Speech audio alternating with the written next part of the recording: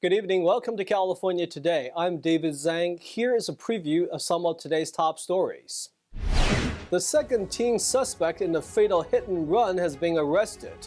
Both teens will be tried as adults for mowing down a retired police chief who was on a casual bike ride. A donation has been set up for the fallen LA sheriff's deputy who was ambushed and shot. At the same time, the suspect pleads not guilty to the killing, citing insanity. Sacramento getting sued for failing to clean up homeless encampments. The DA says California's capital city is experiencing a collapse into chaos. Another teen suspect has been taken into custody for fatally mowing down a retired police chief who was riding his bike. The Las Vegas Police Department says both juveniles will be tried as adults and face murder charges for the death of Andreas Probst. The police chief called the act cowardly and criticized the juveniles for leaving the man to die on the side of the road. 64-year-old Probst was hit about 6 in the morning. One suspect was taken into custody on the same day as the hit and run. Police say the same two juveniles also struck another man on a bicycle who was 72 years old before sideswiping a car and then fatally striking Probst. Police stated they got the video from a school resource officer who received it from a student. Police say tattoos and other videos helped them link the second suspect to the murder. He also allegedly posted the video on social media. The daughter of the slain man says her father's life was robbed by two individuals who do not believe that the lives of others matter. A man charged with murder pleaded not guilty by reason of insanity. He is suspected for the ambush killing of a Los Angeles County Sheriff's deputy. Officials say Kevin Catellano Salazar fatally shot 30-year-old Deputy Ryan Klinkenbrummer, who was sitting in his patrol car on Saturday in Palmdale. Prosecutors charged the 29-year-old with one count of murder with special circumstances. His attorney entered a plea of not guilty and a dual plea of not guilty by reason of insanity on his behalf during Wednesday's arraignment. And is your accurate date of birth July 6, 1994? Yes? Thank you very much. The court is going to enter a plea of not guilty to the charges, as well as a dual plea to not guilty by reason of insanity with all denials of any and all special allegations. Salazar was arrested Monday after an hours-long standoff with sheriff's deputies. He had barricaded himself inside his family's Palmdale home. Salazar remained held without bail and is scheduled to return to court in November. Prosecutors haven't laid out a motive in the case or said whether Klinkenbrummer and Salazar previously knew each other. His mother told the Los Angeles Times her son was diagnosed as paranoid schizophrenic about 5 years ago. He would say he was hearing voices in his head. She also said she didn't know her son owned a gun, but she was told by detectives that he had legally purchased a weapon used in the attack. It was not clear when he bought the firearm. Those who would like to make a donation to help the family of the fallen Los Angeles deputy may now do so. The Sheriff's Association has set it up for their fellow officers who is like family. NTD's Eileen Ang has the details. The Association for Los Angeles Deputy Sheriffs created a donation for the family of Deputy Ryan Klinkenbrummer, who was killed over the weekend in Palmdale. The donation website is alads.org/donate. Whenever a tragedy like this strikes, nobody plans for it. There are always expenses. Funerals are expensive, flying in relatives to mourn with the family, and we don't even know what other expenses there might be. He had just gotten engaged. Ryan had 4 days prior to his murder, and we know his fiancée didn't plan for this, and this has turned her life upside down. 30-year-old Klinkenbrummer was fatally shot around 6 p.m. Saturday while sitting in his patrol car outside the Palmdale Sheriff's Station. His alleged killer was arrested on Monday morning. His father and grandfather also served as deputy sheriffs for the Los Angeles County Sheriff's Department. I only unfortunately had the chance to speak with him for maybe 20, 30 minutes, but just the nicest guy you'd ever want to meet, just like I said, like his dad. All donations over the next 30 days will go towards Klinkenbrummer's family. Newport Beach is known for its picturesque beaches, but also famous for the glamorous lifestyles of its affluent housewives. However, one housewife made headlines over the weekend by allegedly getting detained. NTD's Christina Corona has more on the story.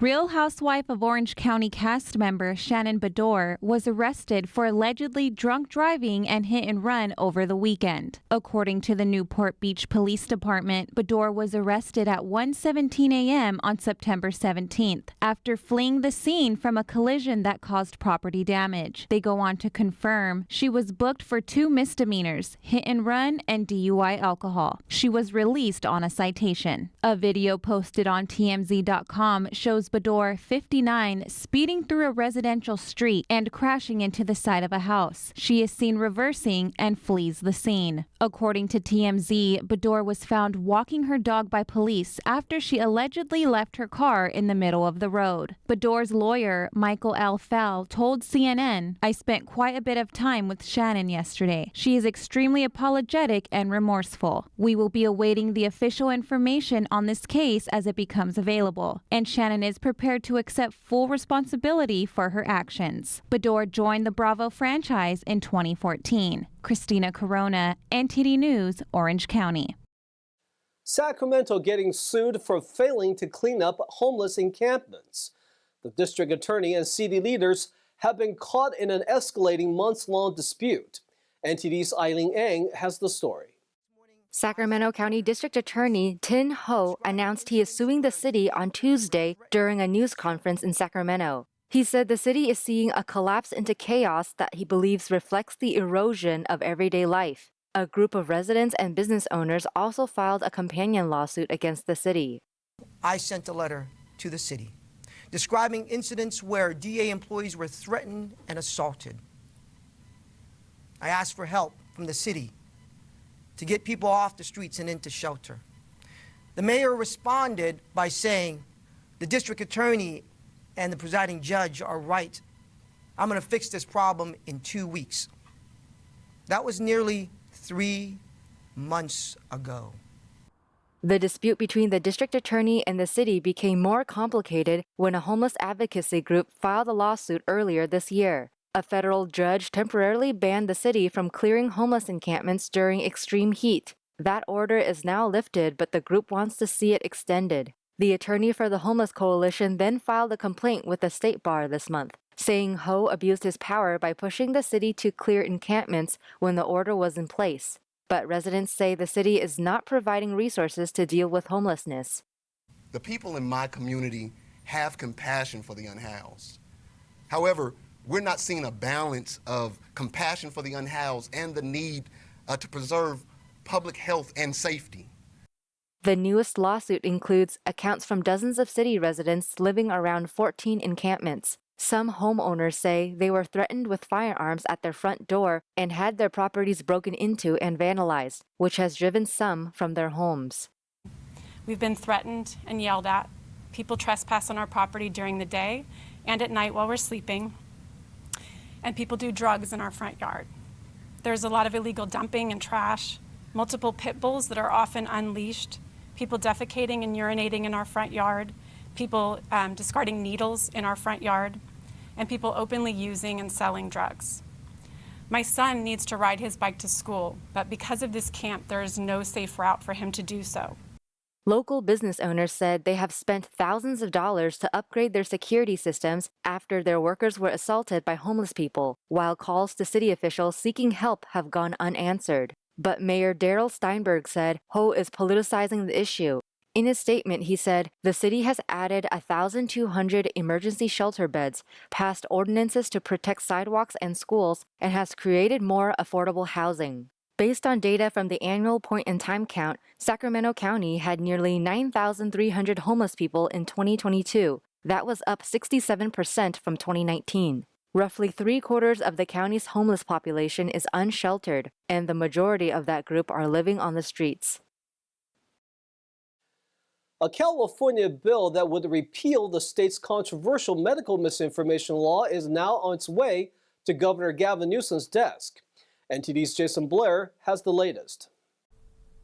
California Senate Bill 815 contains a clause that would nullify part of State Assembly Bill 2098, also known as the COVID misinformation law. Under AB 2098, doctors can be punished for not following government directives on COVID-19 with their patients. SB 815 would repeal that. The clause was discussed and added during meetings on September 1st and 5th. On September 14th, it passed in the state Senate 35-1.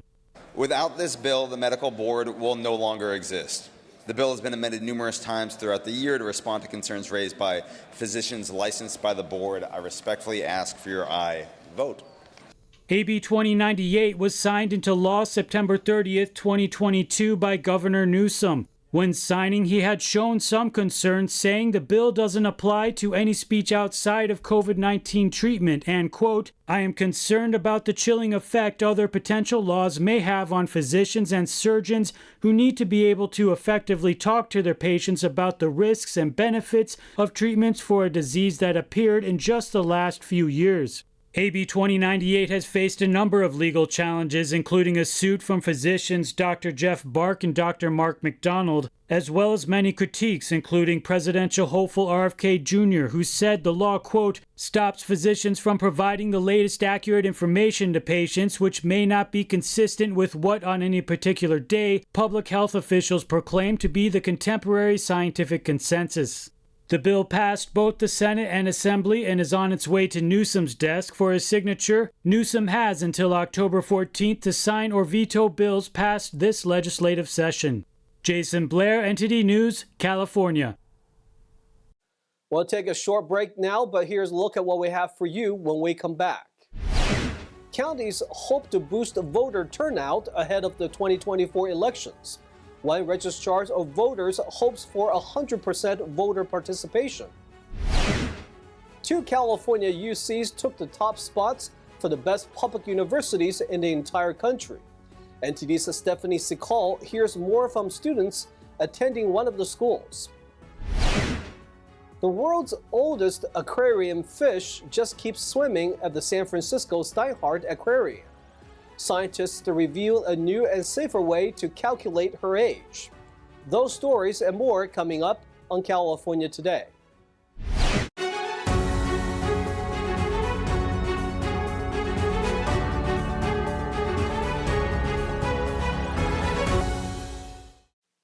Welcome back to California Today. I'm your host, David Zhang. People say not enough voters use their voice to vote. One registrar of voters told us her dream is 100% voter turnout. Registration events to boost voter engagement were held nationwide this week. NTD's David Lam reports from one such event at PayPal headquarters in San Jose. For National Voters Registration Day, Santa Clara County in California is one of the most diverse counties, and they're trying to get more people to register to vote, especially with the presidential primary coming up in March 2024. Along with food, music, and games, the Registrar of Voters office in Silicon Valley hopes events like these boost voter turnout for the upcoming elections. What we're trying to do is bring awareness year-round at voting and getting registered. And I think everyone needs to have a voice when it comes to who they want to represent them, and that's what voting does. It gives them an opportunity to pick the people that are making the decisions for them. National Voter Registration Day is a nonpartisan civic holiday celebrating democracy, encouraging citizens to register and vote. Because like in November of 2022, we had only about 55% of our county turn out.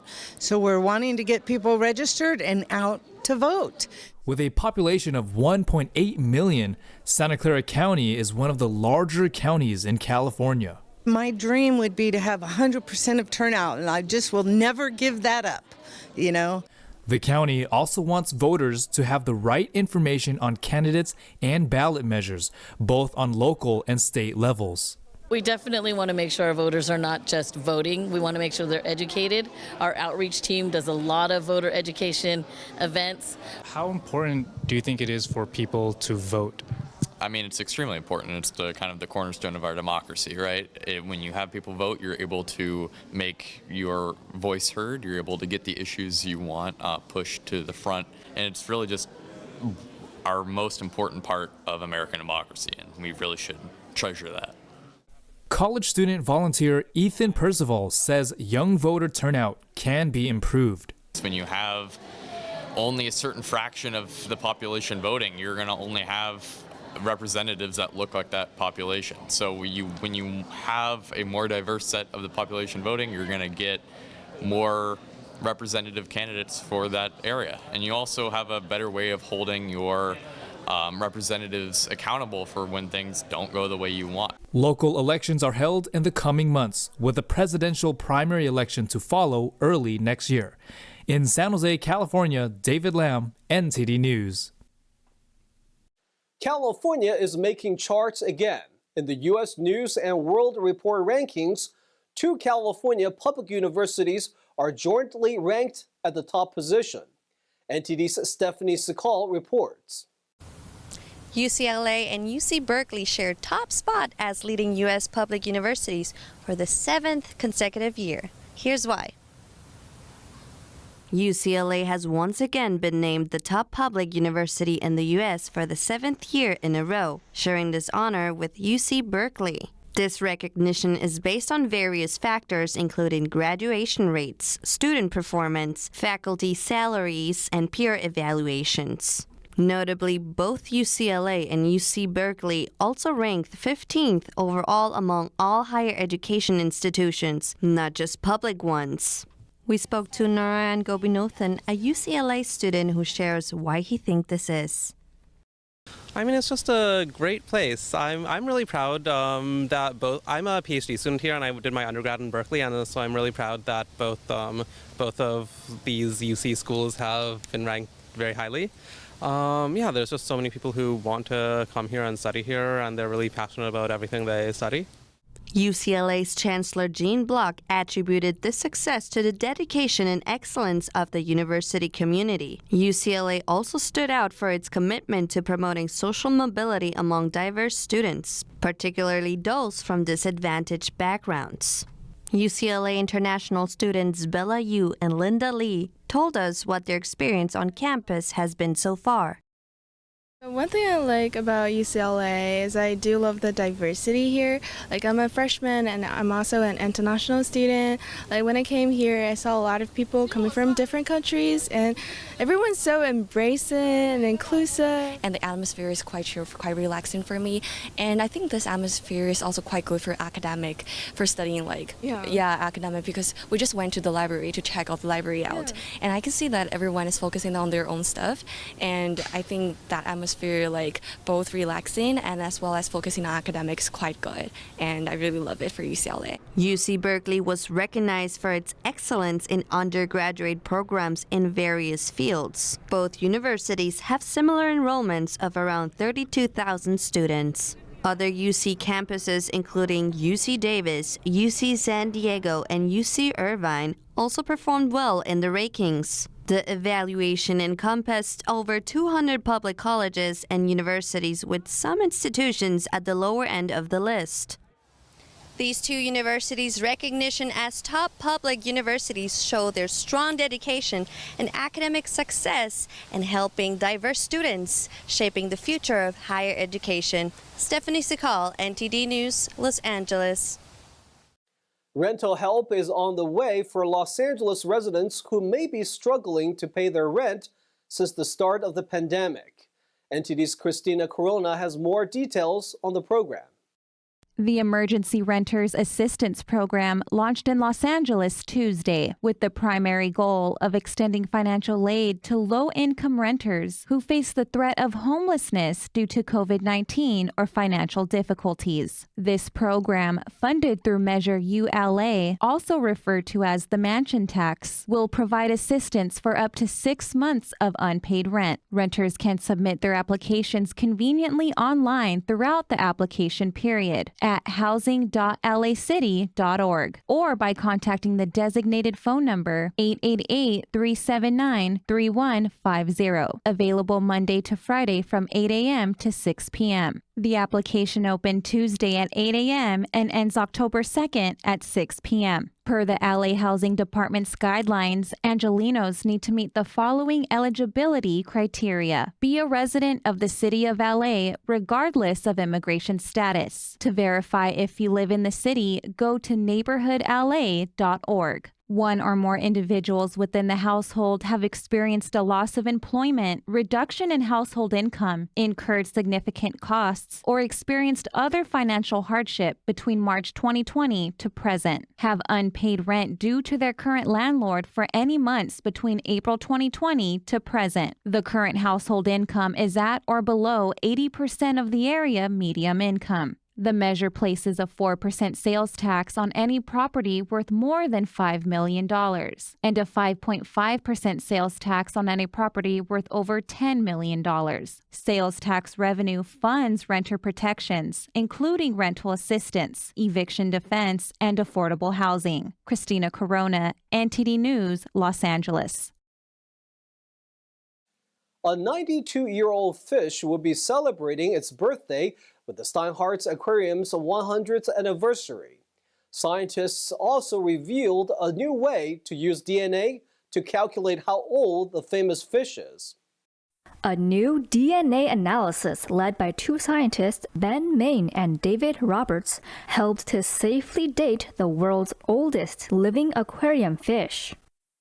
It's quite possibly the world's oldest fish in a public aquarium. Methuselah is a 92-year-old Australian lungfish, and she's living in a tank at the San Francisco's Steinhart Aquarium at the California Academy of Sciences. Cal Academy said that previously it was difficult to date long-lived fish without invasive treatments. The new method relies on a fin clip of less than half a centimeter. It is harmless to the fish. This tiny sample is then used in a method called bomb radiocarbon dating to estimate the fish's age. As for Methuselah, she arrived in San Francisco via a Matson shipping liner in 1938 and has far outlived the 231 other fish from Fiji and Australia that accompanied her on her journey. And a fun fact about Australian lungfish, they enjoy eating fruits in addition to clams and smaller fish. So I offer grapes, blackberries, and her favorite is figs, which is really amazing. Methuselah has become famous not only for her age, but also for her charming personality and love of belly rubs.